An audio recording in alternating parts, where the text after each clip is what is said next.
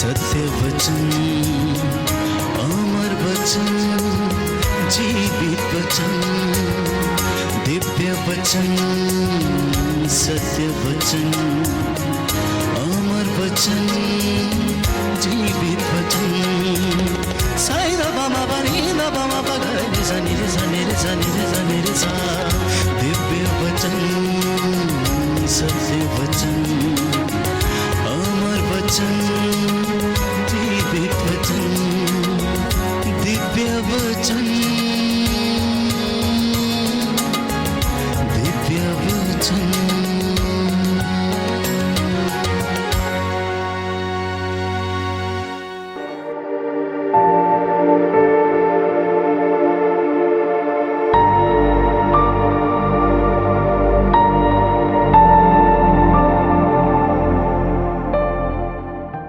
सबको जय यीशु की।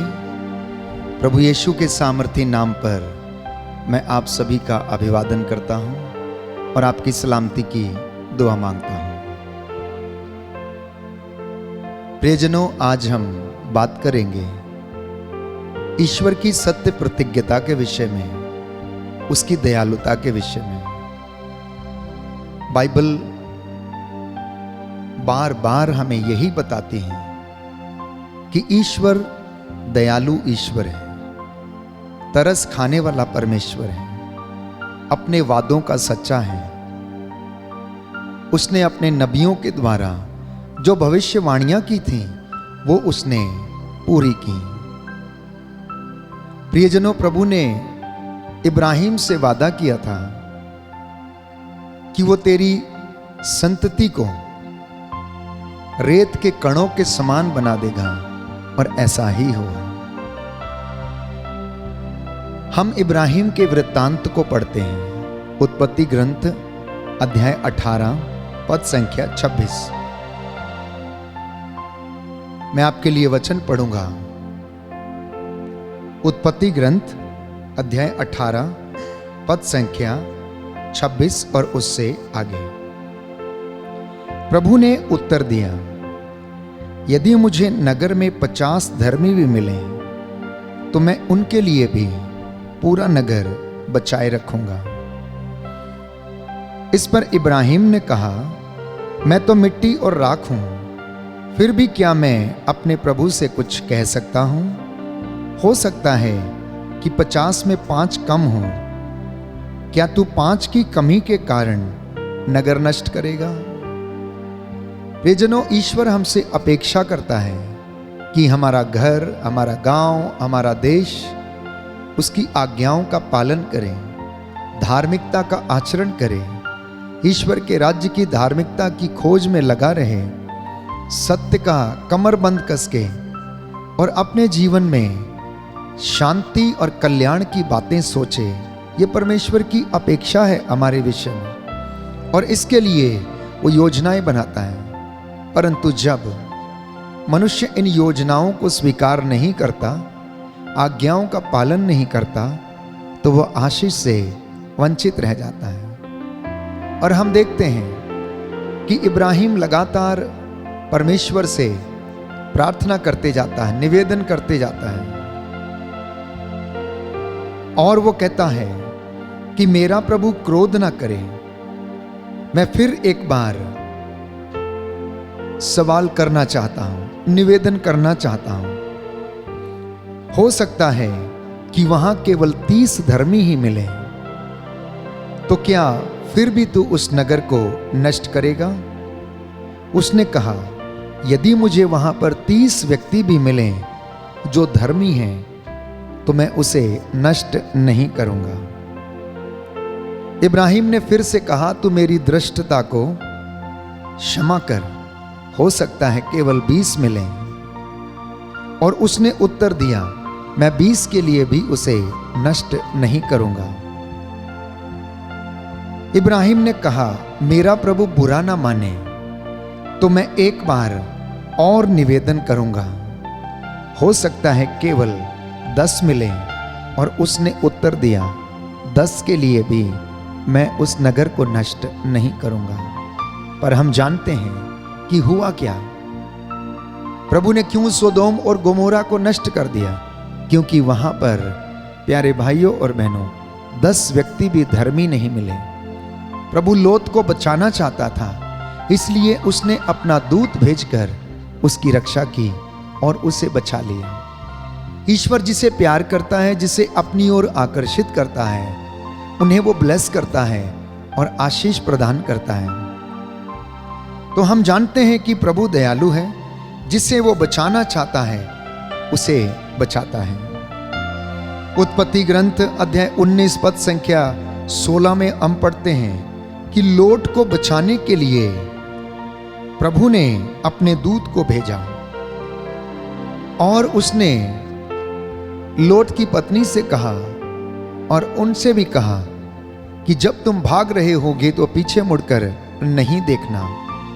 परंतु वह अपनी फितरत से नहीं माने, वो अपनी फितरत से बाज नहीं आए और उसकी पत्नी ने पीछे मुड़कर देखा और वचन कहता है कि वह नमक का खंभा बनकर रह गई।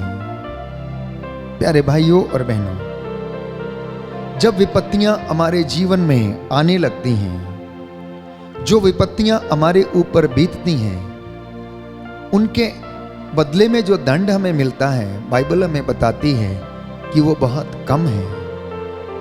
नबी इज़रा के ग्रंथ में हम पढ़ते हैं अध्याय 9 पद संख्या 13 में कि इन विपत्तियों के बाद जो हमारे कुकर्मों के कारण हम पर बीती हैं, अपने अपराधों को देखते हुए हम समझते हैं कि तूने हमें हल्का दंड दिया और हमारे राष्ट्र के कुछ लोगों को तूने बचा लिया।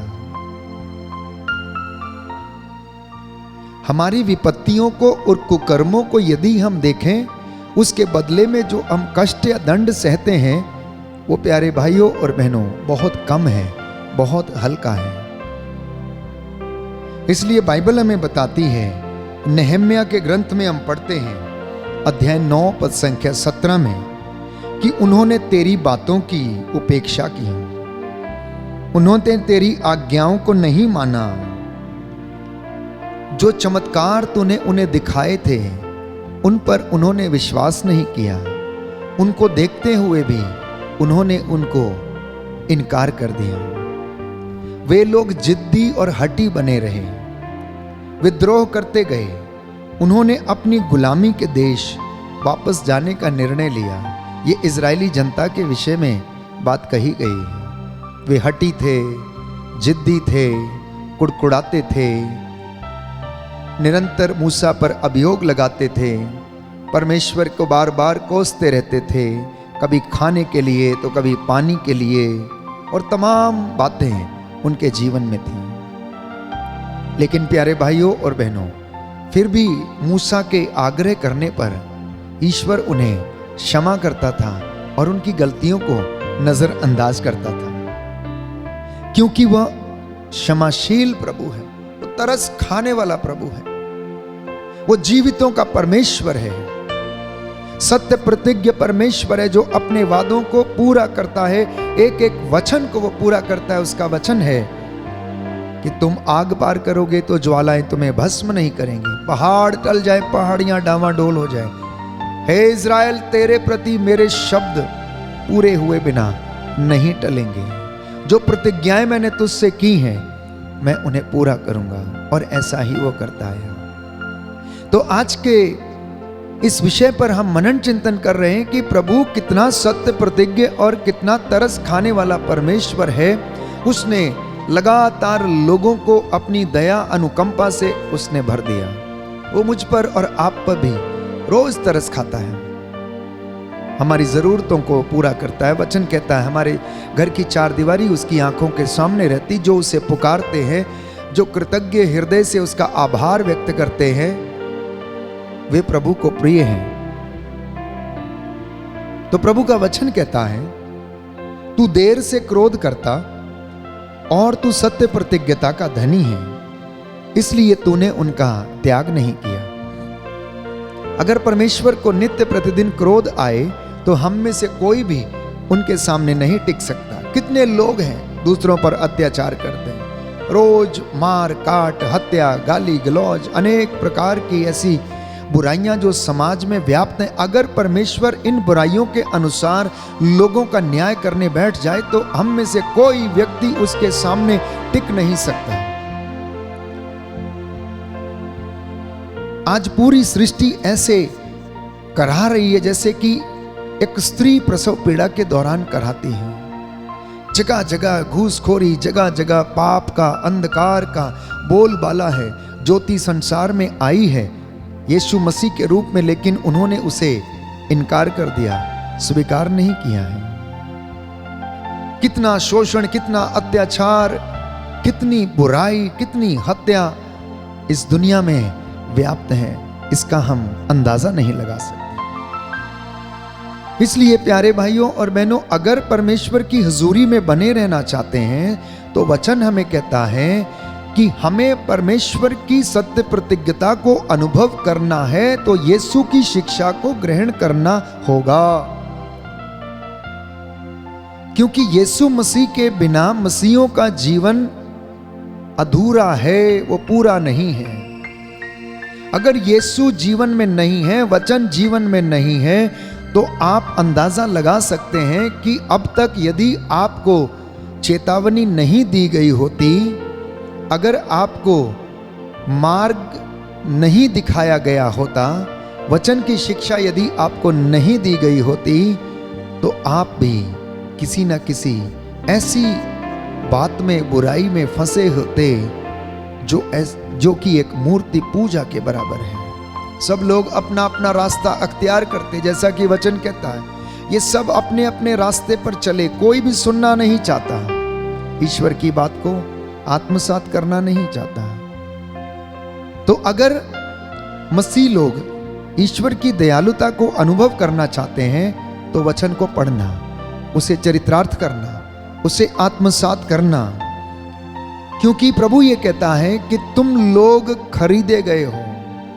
उसने अपना लहू बहाकर आपको खरीदा है, उसने आपके लिए एक मूल्य चुकाया है। इसलिए वो चाहता है कि आप लोग निर्विघ्न रहें, आप निर्दोष रहें, आप पवित्रताई का जीवन जिएं, क्योंकि प्रभु को ये पसंद है। जिस तरह एक माँ और बाप चाहते हैं कि उनके बच्चे अच्छे बने, उनके बच्चे उनकी सेवा करें, उनके बच्चे उनका आदर करें, बुढ़ापे में उनकी लाठी बने, वैसे ही परमेश्वर भी चाहता है कि उसकी चुनी हुई प्रजा प्रभु के सामने नतमस्तक होकर उसकी आराधना करे, स्तुति करे और महिमा गाए। आप लोग इसलिए बुलाए गए हैं ताकि आप पवित्र बने, आप पवित्रताई का आचरण करें, आप लोग प्रभु के वचन के अनुसार जीवन व्यतीत करें। इसीलिए प्रभु ने आपको बुलाया, और कोई दूसरा कारण नहीं था। तीसरी बात प्रभु ने आज के वचन में कहता है कि उसने आपको बहुत से राष्ट्रों से चुन के अलग कर दिया और अपनी प्रजा के रूप में अपनाया, अपने बच्चों के रूप में अपनाया। उसने आपको दास नहीं कहा, सेवक नहीं कहा, पुत्र कहा। कौन सा पुत्र? उसने जारज संतान नहीं कहा, आपको उसने दत्तक पुत्र पुत्रियों का औधा प्रदान किया, और इस पुत्र कहलाने के योग्य आप हैं।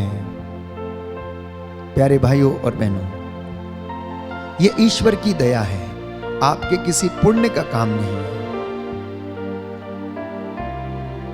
इसलिए यशायाह नबी लिखता है अध्याय 63 पद संख्या 16 में कि प्रभु तू ही हमारा पिता है, इब्राहिम हमें नहीं जानता, तू हमारा मुक्तिदाता है, यही अनंत काल तक तेरा नाम है।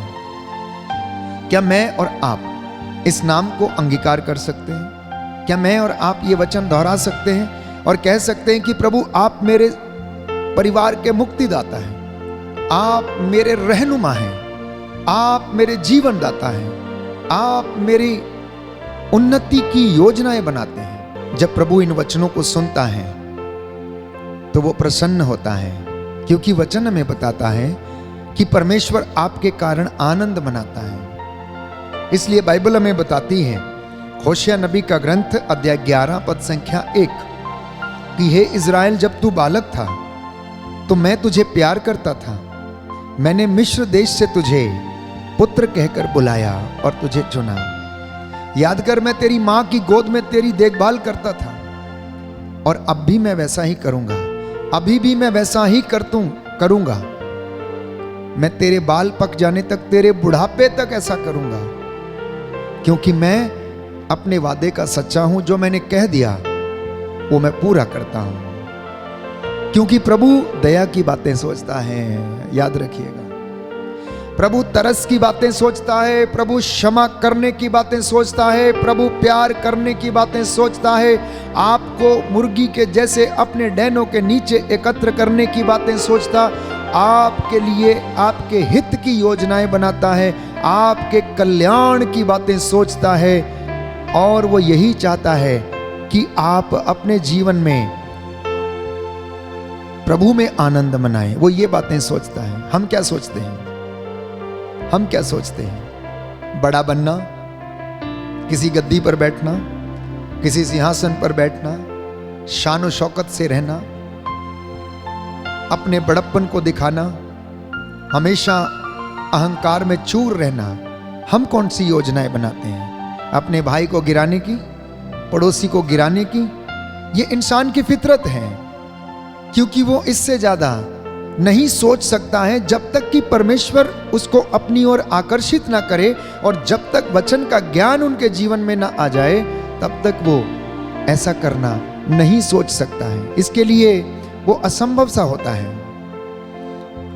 तो यूहन्ना के सुसमाचार अध्याय 1 पद संख्या 12 में हम पढ़ते हैं कि जितनों ने यीशु को अपनाया, जितनों ने उसके नाम में विश्वास किया, उन सब का उसने उद्धार किया और उन्हें मुक्ति मिल गई। प्रियजनों, आज का ये वचन जो हम सुन रहे हैं कि परमेश्वर तरस खाता है। आप लोग जीवित हैं, मैं जीवित हूं। जानते हैं क्यों?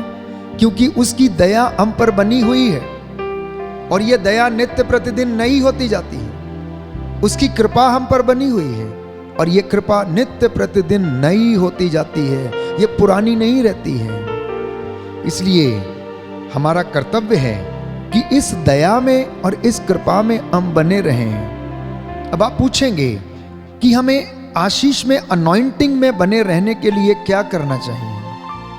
ईश्वर की दया को अनुभव करने के लिए हमें क्या करना चाहिए? तो सबसे पहले हमें, प्यारे भाइयों और बहनों, ईश्वर की कृपा में बढ़ने की आवश्यकता है। हमें ईश्वर की कृपा से भरे रहने की आवश्यकता है। हमें प्रभु की आज्ञा पालन करने की आवश्यकता है। हमें ईश्वर के वचन को आत्मसात करते हुए उस पर चलने की आवश्यकता है। हमें इन वचनों पर मनन चिंतन करने की आवश्यकता है, क्योंकि ये वचन हमारे जीवन में शांति लाते हैं, उद्धार लाते हैं, आनंद प्रदान करते हैं, सांत्वना देते हैं। टूटे हुए हृदयों को, जो निराश हैं, उन्हें ढारस बंधाते हैं, और ये वचन लोगों का भाग्य पलट देते हैं। इसलिए इस वचन में रहने की आवश्यकता है, तभी हमारा जीवन में हमारी कृपा का लेवल जो है बढ़ता रहेगा। ईश्वर ने जो हमारे लिए निर्धारित किया है वो हमें मिलता रहेगा। हमें ईमानदारी, वफादारी, सत्य और पूरी निष्ठा के साथ, दृढ़ विश्वास के साथ ईश्वर के वचन पर भरोसा करने की आवश्यकता है। हमें अपनी शंकाओं को दूर करने की आवश्यकता है।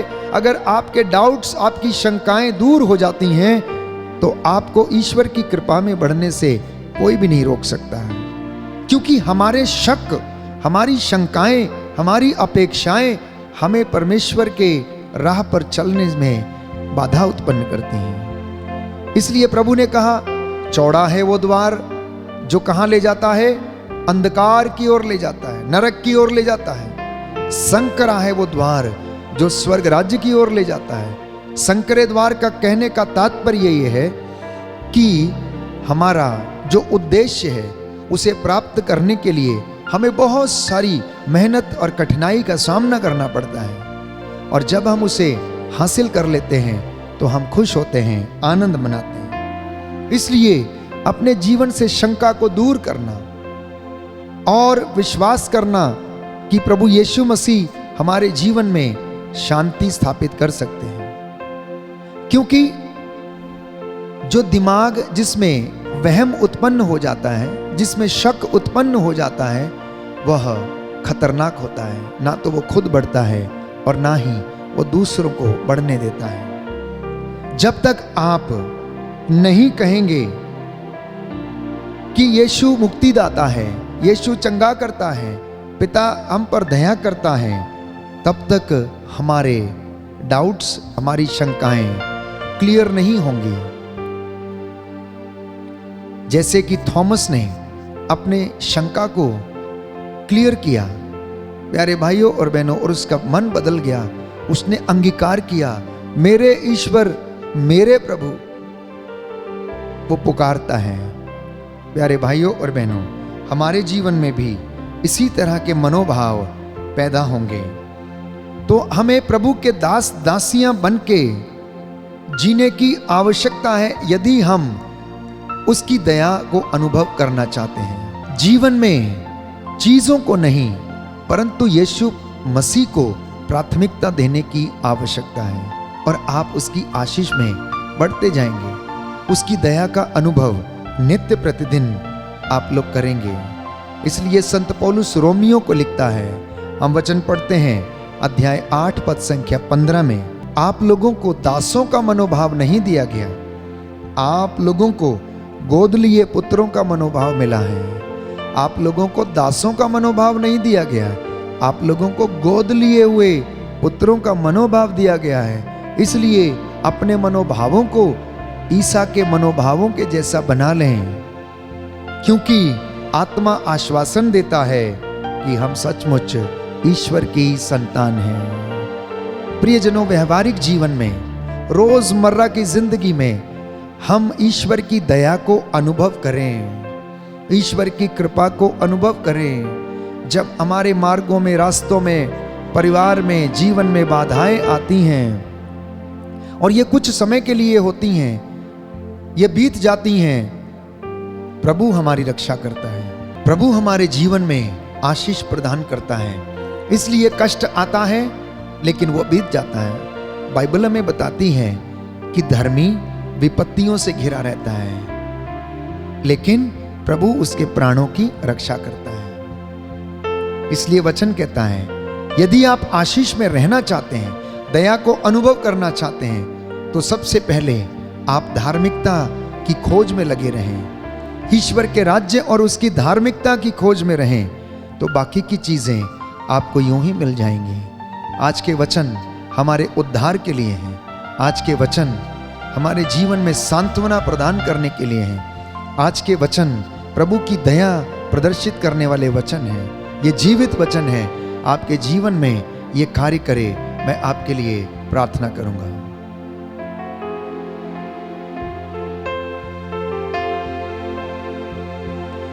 हे सर्वशक्तिमान शाश्वत ईश्वर, तूने इजराइलियों पर दया की, सूखे कदमों ने लाल सागर पार कराया, मिस्र की गुलामी से छुड़ाया। तू तरस खाने वाला प्रभु है, इसलिए चट्टान से पानी निकाला और उन्हें पिलाया, मरुभूमि में मन्ना बरसाया। और प्रभु यीशु तूने उन पर दया की। आज का वचन जिसे हमने सुना है हमारे जीवन में शांति लाए, चंगाई लाए और हम तेरी दया में नित्य प्रतिदिन बढ़ते जाएं। हे प्रभु यीशु, आज के वचनों के द्वारा हमारा उद्धार हो जाए, हमारे जीवन में, परिवार में सदा तेरी शांति बनी रहे, तेरी सत्य प्रतिज्ञता हमारे जीवन में सदा बनी रहे। और आज जितने लोगों ने ये वचन सुना है, इन सबको अपनी आत्मा की मामूरी से भरपूर कर, तेरा आत्मा इनकी अगुवाई करे, हर एक डर, खौफ, खतरे, शैतानी ताकतों, बदरूहों से बचा कर रखे। हमारी प्रार्थना सुन ले, हमारे उद्धार करता यीशु प्रभु के द्वारा, आमीन।